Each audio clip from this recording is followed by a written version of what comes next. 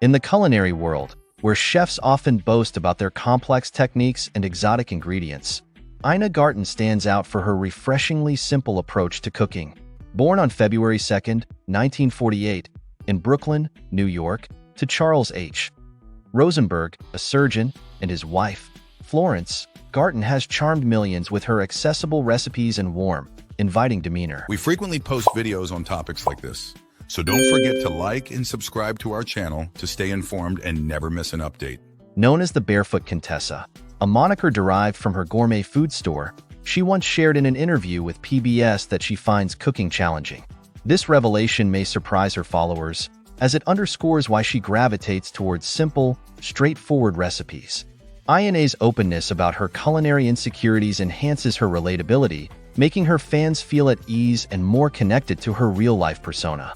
Beyond her public image, Garten's career is filled with lesser-known facts that add depth to her character. Despite being a prominent figure in the culinary scene, she continues to surprise and delight with new insights into her life and work.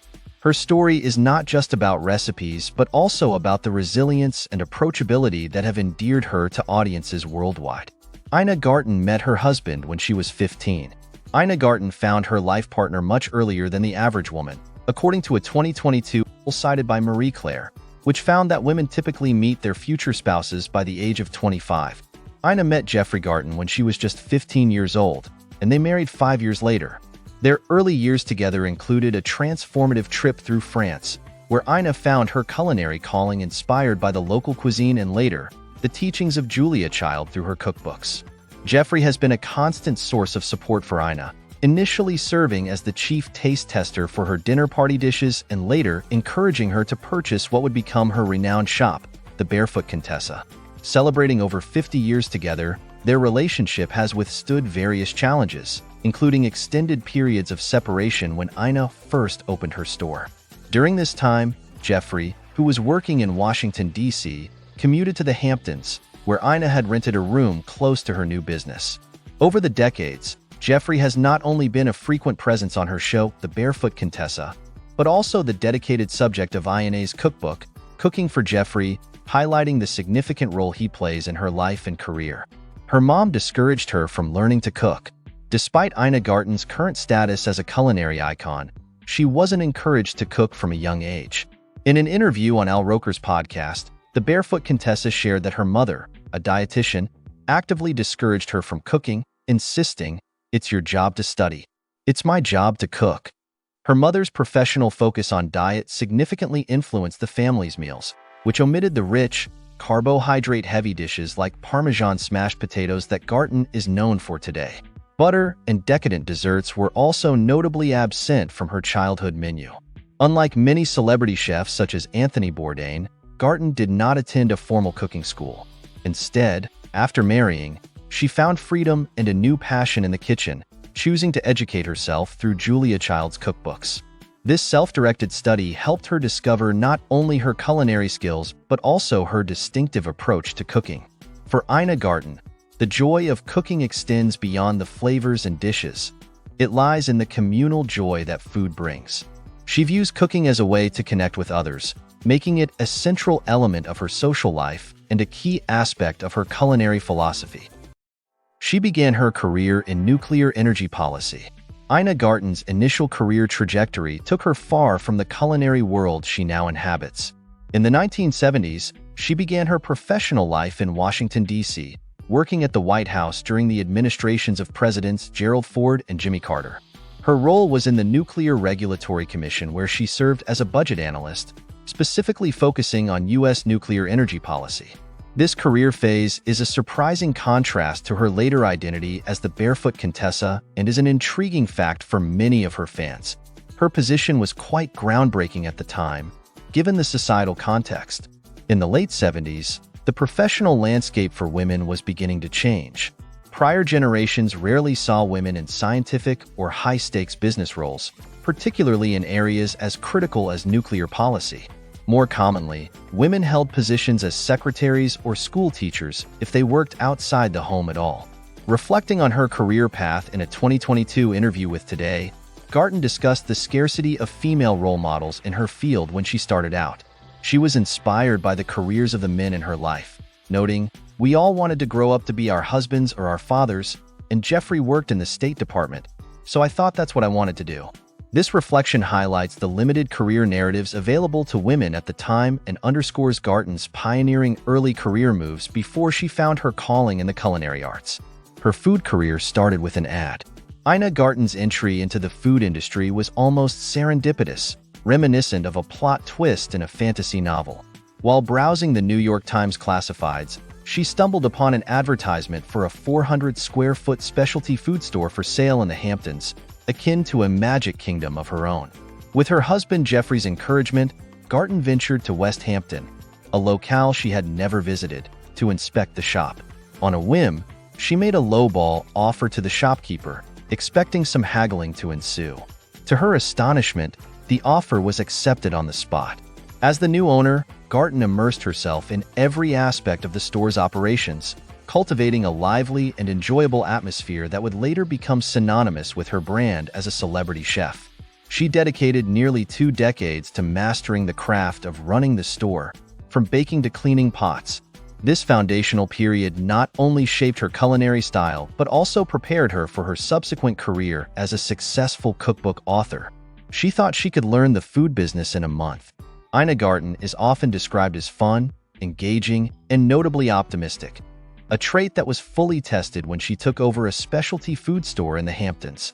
This optimism was evident when she agreed with the previous owner to learn the ropes of the business in just 1 month before taking full control.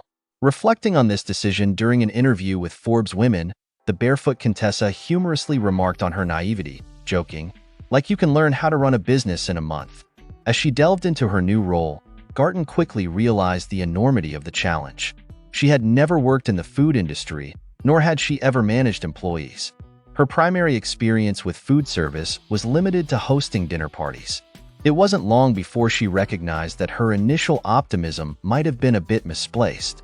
During this time, her husband Jeffrey provided a piece of sage advice that reshaped her perspective. "If you can do it in the first month, you'll be bored in the second." These words encouraged Garten to persist and adapt, ultimately allowing her to not only manage but excel in her business endeavors. Doing her TV show supports her cookbook writing. If you were to inquire about the role that resonates most with the Barefoot Contessa, Ina Garten would undoubtedly identify herself first and foremost as a cookbook writer. Despite hosting her popular TV show, The Barefoot Contessa, for nearly 2 decades, Garten views the program primarily as a platform to draw attention to her real passion, writing cookbooks. Her television appearances, monthly magazine columns for celebrities like Oprah and Martha Stewart, and all other public engagements are fundamentally geared towards promoting her cookbooks. Ina Garten dedicates a considerable amount of effort to developing recipes for her books. Initially, she spends time observing culinary trends and gathering feedback on recipe ideas from her acquaintances. This research informs her creative process, allowing her to innovate and put unique spins on classic recipes. Often, she may refine a recipe up to 25 times to perfect it, ensuring it truly reflects her style and is not merely a replication of existing recipes. Following this intensive development phase, Garten has an assistant test the recipe using her written instructions.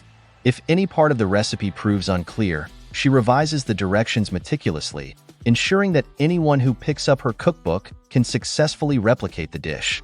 Ina Garten believed her work life was over at 50. Anyone who doubts the possibility of a fruitful second act in life should consider Ina Garten's transformative journey. At the age of 50, Garten felt a profound sense of burnout from managing the Barefoot Contessa store and believed that her most productive years might be behind her. However, she was unaware that a significant new chapter was about to unfold just a year later. After deciding to step away from her business, Garten sold the Barefoot Contessa store to 2 of her employees and took a year off, during which she spent her days largely without any set plans. This period of rest led to a bout of boredom, which ultimately inspired her to start writing her first cookbook. Garten had clear visions for her cookbook, aiming to create one that she herself would want to own, as she mentioned in an interview with Epicurious.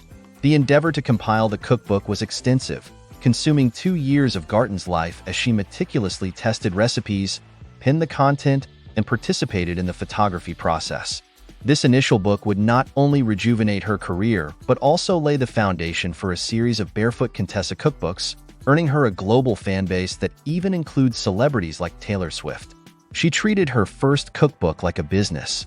Ina Garten brought a wealth of knowledge to her first foray into cookbook writing, armed with an MBA from George Washington University and nearly 2 decades of experience in the specialty food industry.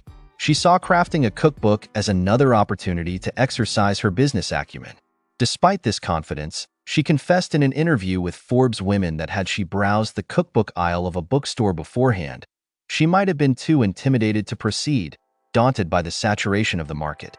"How could you think that you would rise above that?" she questioned, reflecting on the multitude of existing cookbooks. Nevertheless, Garten committed to the project with a determination to execute it to the best of her abilities. She financed much of the venture herself, even hiring her own publicist and photographer, having learned that publishing houses typically offer limited promotional support. Heeding advice from Martha Stewart, Garten actively engaged with her audience by visiting bookstores to offer book signings. This hands-on approach paid off during a visit to a bookstore in Newport, California, where she discovered her books had sold out on the day she arrived to sign them, a moment that signaled her efforts were beginning to bear fruit. Her first cookbook ultimately sold over 100,000 copies in its first year, marking a successful start to what would become Garten's third career, and confirming her status as a formidable presence in the cookbook industry. The Barefoot Contessa shoots her TV show in a renovated barn. Ina Garten, known for her show The Barefoot Contessa on the Food Network, initially found it challenging to have film crews in her house for 8 weeks at a time, twice a year.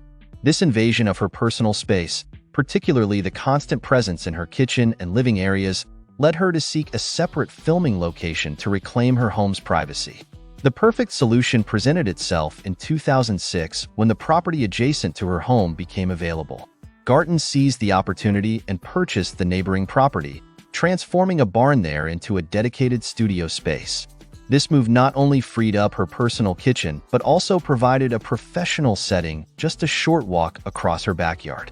The renovated barn studio is now equipped with an 18-foot marble countertop, a large dining table, and a variety of high-end kitchen gadgets that delight any cooking enthusiast. Today, the barn serves as Garten's culinary hub where she develops new recipes with her assistants, manages her extensive cookbook collection, and does much of her writing. It also functions as the central office for other business activities, including planning and managing her social media output. This strategic shift not only optimized her filming logistics, but also enhanced her productivity and work-life balance. The Food Network had to beg to get her to do a show. Despite her natural charisma on screen, Ina Garten was initially reluctant to have her own TV show on the Food Network. After her first cookbook success, the network was eager for her to star in her own series. However, Garten repeatedly declined their offers, unconvinced that viewers would be interested in watching her on television. The Food Network persisted, repeatedly reaching out to Garten in hopes of convincing her to change her mind. Her hesitation stemmed from a modest self-assessment. She simply couldn't see the appeal in watching her cook on TV. Despite this, the network did not give up. Finally, Garten relented, and in 2002, production began on The Barefoot Contessa, named after her famous food store. The show quickly resonated with audiences, pulling in millions of viewers and amplifying the popularity of her cookbooks. The symbiotic relationship between her television presence and her published works helped boost both her media profile and book sales. Now, 2 decades later, Ina Garten has become a beloved figure on television and has authored 13 cookbooks, thanks in part to the Food Network's insistence and her eventual acquiescence to embark on a television career.